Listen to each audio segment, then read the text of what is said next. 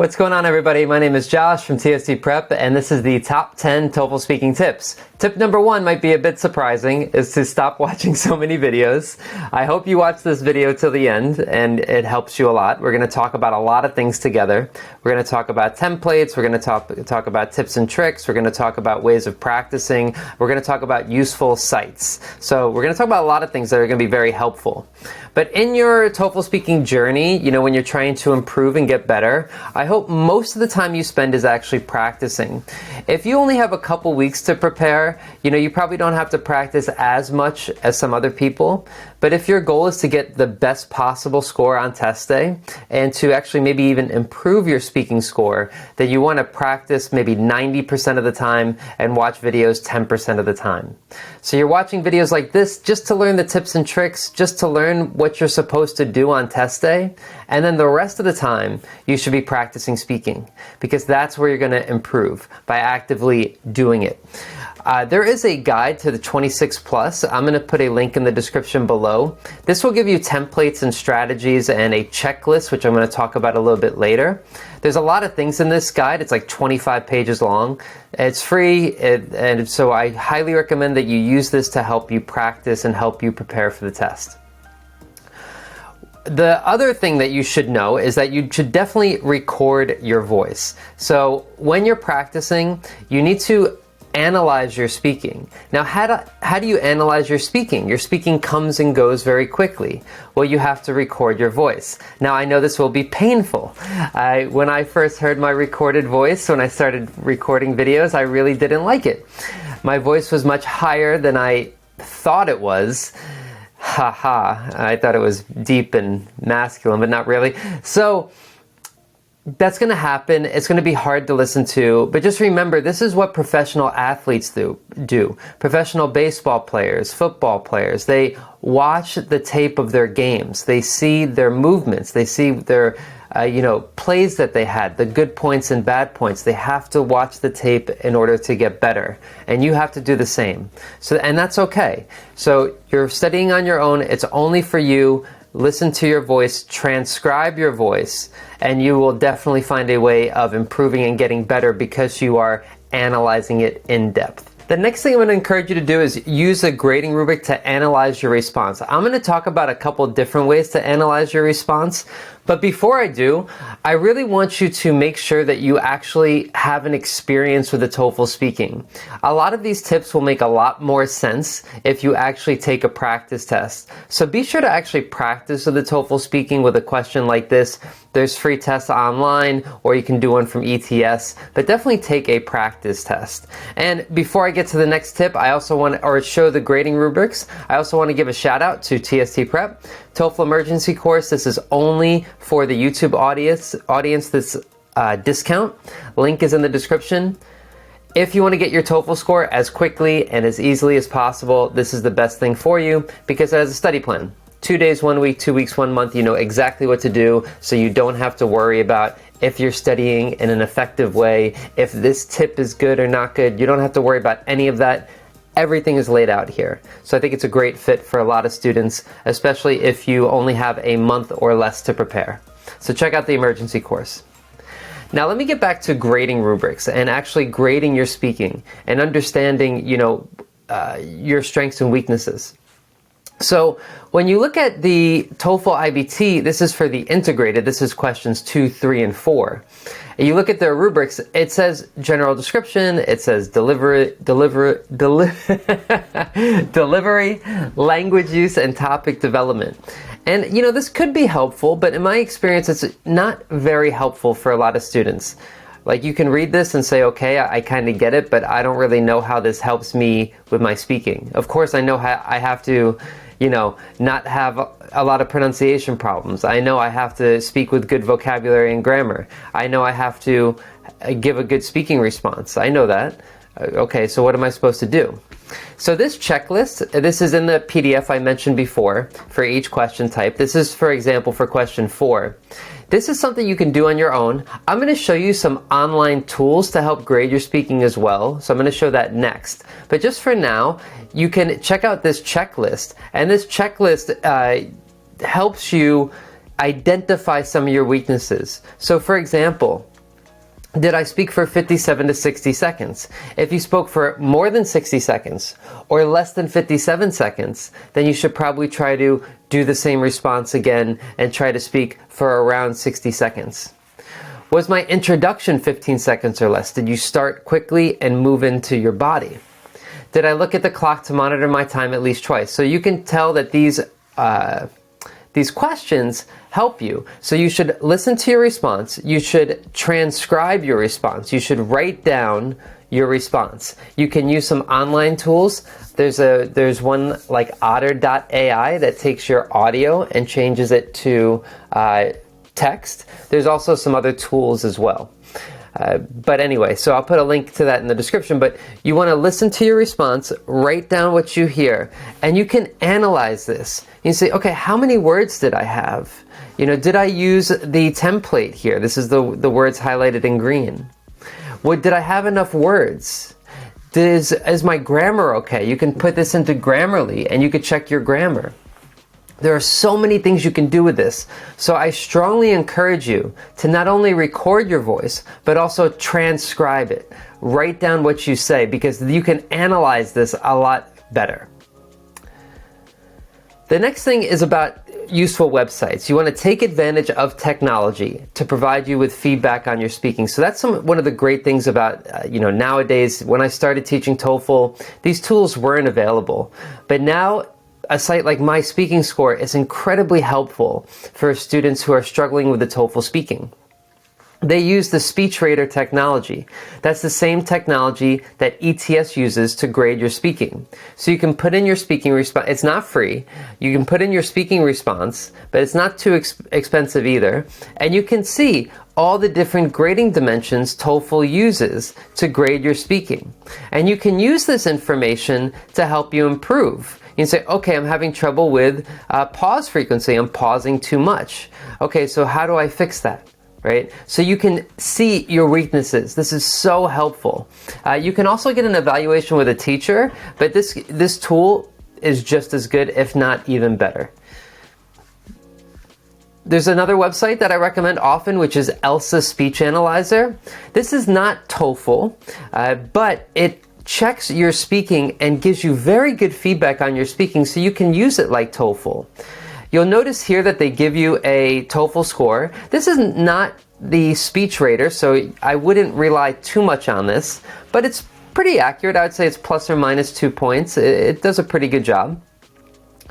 And it'll tell you problems with your pronunciation, your intonation, your fluency, your grammar, your vocabulary. So you can learn a lot about your speaking. So in the past, speaking was so hard to measure. You know, speaking, it just kind of comes and goes. You can't really measure it. It's hard to know if you're getting better.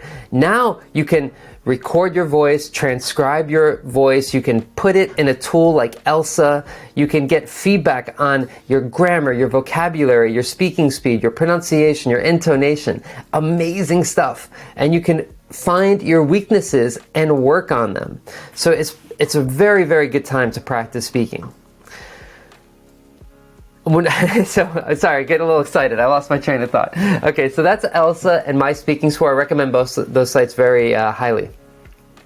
The fifth tip is to identify weaknesses and track your progress. So what do I mean by this? So let me ask you these questions first. What do you do after you finish watching a video lecture? What do you think is best? Do you A, binge and watch another one? B, watch it again and take notes? C, try to apply the information to a TOEFL question? So what do you do, like after you watch this video? What are you going to do next? What do you think? Let me give you another question. How about what's the most effective way to practice? Do you finish the entire test at one time and grade yourself? Do you do one test per day, every day before the test? Or do you record a single TOEFL speaking question, transcribe your response, analyze your response, and make a plan to avoid making the same mistake again? So probably, if you're anything like me, you're doing A or B, and I usually binge and I watch another video. But obviously, I put these questions here so you can see that applying the information is really what's going to help you. So listening to this and then doing something about it is what's really going to help improve your score. Now, this is not for everybody. If you have like less than a month to prepare, you probably don't have to go through all this. You definitely don't have to do this, record a question, transcribe it. You probably don't have to do all that. But if you want to improve your speaking, if you want to get better at your speaking, I recommend focusing on one question very deeply. Just 1 minute and getting very specific with your strengths and weaknesses. For example, maybe you pronounce the word university, like universidad. There's the word university in your language. And so you usually say it like you do in your language. In Spanish, it's universidad. But in English, it's university. That would hurt your score if you keep saying universidad, universidad. So that's why you want to look at a very small part of your speech very deeply, because you want to focus on your weaknesses. So when you're practicing to improve your speaking, you want to identify a goal, practice with that goal in mind, and review what you've learned. There is a handout in the link in the description below about TOEFL goals, and it's goals for each section, because it's hard to know, what should I, it's not just a goal, it's like how to practice that goal. So for speaking, usually there are 5 different things that are an issue. Of course, my speaking score has more deeper analysis, but we're going to be very general here. Structure, vocabulary, grammar, speech music, pronunciation. And there's goals based on what your weaknesses is. So for example, let's say vocabulary. You need better vocabulary. One goal is to pick 2 new words or phrases you would like to use in your speaking. Write a sentence with them first and fit it into your response. So that's something you can do. That's some activity you can do. So the idea here is to have a very specific activity to target your weaknesses and try to work on them to improve. You can do this on your own. It's probably a little bit easier with a teacher. It's hard to stay motivated on your own, but definitely you can do this with a teacher. All right, let me go back to some quick tips here that anybody can do very quickly. The 6th tip is to move your hands when you speak. So you might be noticing, or maybe you don't notice because you can only see this part here, but I move my hands a bit when I'm doing these YouTube videos because I want to be animated, I want to be passionate, I want you to, feel like I care about what I'm saying, and I care about you caring about what I'm saying.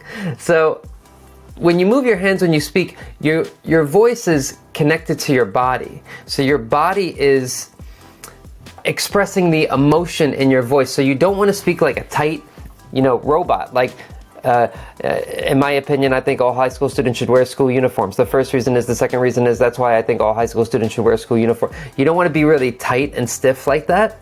You want to try to be natural and comfortable. So one way you can do that physically, sit up straight, look straight at the computer screen, and maybe move your hands a little bit when you speak. You can't do too much of this on the TOEFL, but a little bit's okay. All right. Tip number 7, pick the right time and place to study. This is something I say often. I personally believe studying in the morning is much better than night. At night, I feel like you're too tired to focus. Now, some people disagree with me, and that's fine. It's up to you to decide if you feel better at night or in the morning.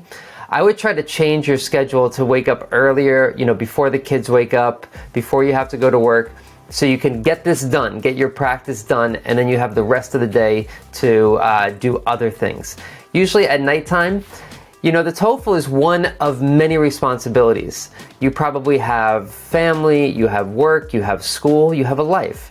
So sometimes you have more work or more school or more family responsibilities, and the TOEFL stuff gets pushed back because these other things are more important. Set it up so that in the morning, you do your TOEFL studies. That way, the rest of the day, it's okay if you have more work. It's okay if you have more school. It's okay if you have family emergencies, because you already did your TOEFL stuff in the morning. Tip number 8 is to start the same way for each question type. So I'm going to talk about templates a little bit here, and I'm going to talk about introductions for this. So why is this an important tip? It's an important tip because it's hard to start your response. It's very weird, the TOEFL speaking, because they say 3, 2, 1, speak, and you have to speak on command. That's very awkward. You know, if I say 3, 2, 1, speak, you're like, okay, yeah, so, okay. You know, that's probably what's gonna happen. You don't wanna have those or ums. You don't wanna have that silence. You wanna start strong right off the bat. So one good way to do that, to make sure you have no silence, that you start really strongly, is to have a planned introduction for each question. You want to plan the introduction for each question so you can start immediately. Boom. So let's look at some examples for each question. There are 4 questions on the TOEFL test, and so we're going to talk about each one, and I want to give you an introduction for each so you can start really strongly. All right. Number 1. This is the template. This is the overall structure. This is one introduction. Personally, I strongly believe that. I remember when. On top of that, for example, as you can see, if you need more information about the template, I have a guide for each TOEFL speaking question, 1, 2, 3, and 4. I'll put a link in the description to each of them. I'm not going to talk about this too deeply here. So you can look at that those videos if you want more information about this. But this is the general template for question 1. But there's, you know, more introductions you can have. There's a lot of different things there's a lot of different ways you can start. It's up to you to decide which one of these you like. I definitely think that. Personally, I strongly believe that. Personally speaking, I feel that. I've never thought about this before, but to be honest, I have to say that any of these are fine. This is the template for question 2.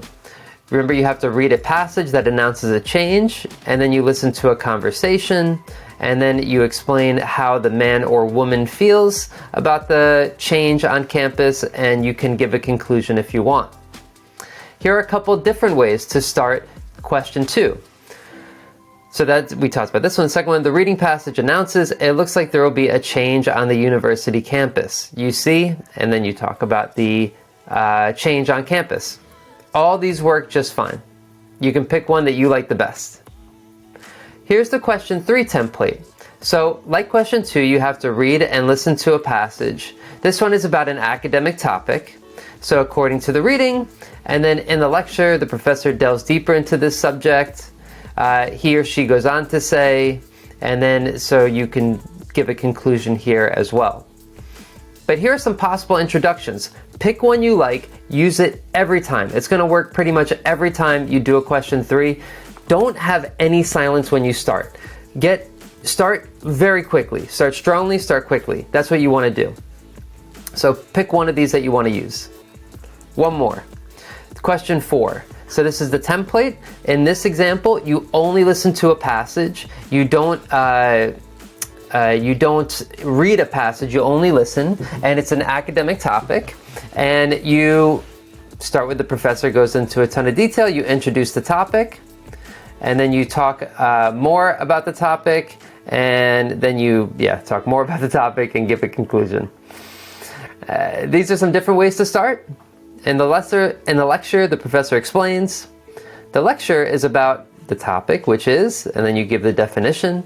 I had never heard of the topic until now, and it's kind of interesting. And then you start talking about the topic. All right, so hopefully you have you're going to plan your introduction. The 9th tip is to get help from a teacher. This is something that's definitely optional. You don't have to do this. I think this is best for people when they haven't gotten their score after taking the test at least once. You know, so if the first time you don't get your score and you take the test, some people take the test a bunch before they look for a teacher, but you want to try to avoid that. It's not the cheapest thing, but you can definitely get an evaluation from TST Prep or from the My Speaking Score site or ELSA. Definitely get an evaluation if you're struggling, and then you decide if you think a teacher would be a good fit for you. The last tip is to use a timer when you practice. So it's really hard to get used to. One of the reasons why I have these long videos about, TOEFL speaking is because it's hard to speak for 45 or 60 seconds and to include all the information that the TOEFL wants you to include. It's a little strange. It's hard to get used to. So you want to get used to working with a timer, speaking for 45 seconds or 60 seconds. Being able to say everything in that short amount of time. get used to having a timer. It's pretty stressful when you first start practicing with TOEFL and you see this clock counting down. So it's a stressful thing. So you want to try to get used to it as much as possible. Use a timer when you practice.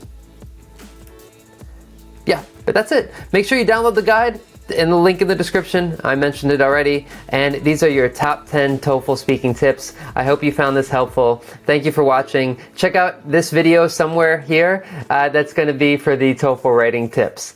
That's it. Okay, thanks for watching. I'll see you next time.